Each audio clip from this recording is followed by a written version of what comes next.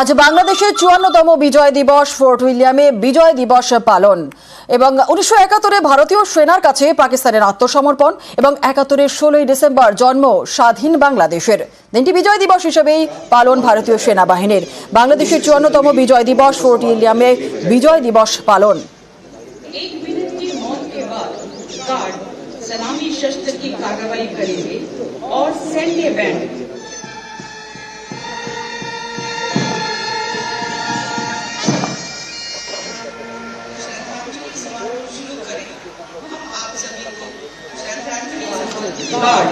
वायु शस्त्र की कार्रवाई करेंगे।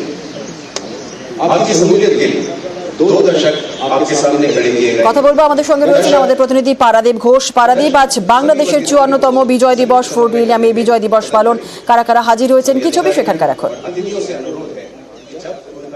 দেখো, প্রত্যেকবারের মতো এবারও কিন্তু যথেষ্ট গুরুত্ব দিয়ে তাৎপর্যের সঙ্গে এবারও ফোর্ট উইলিয়ামে বাংলাদেশের বিজয় দিবস পালন উদযাপন চলছে।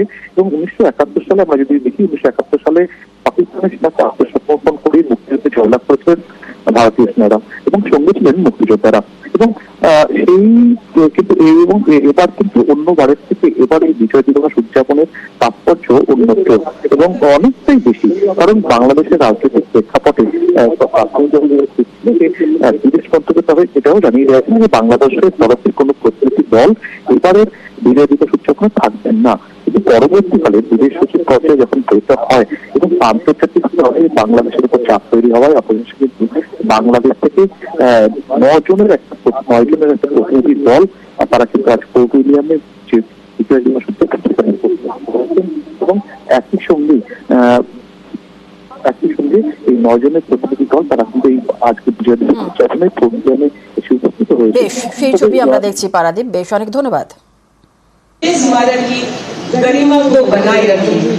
एक बार पुनः सुनिश्चित कर लें कि आपका मोबाइल फोन स्विच ऑफ है।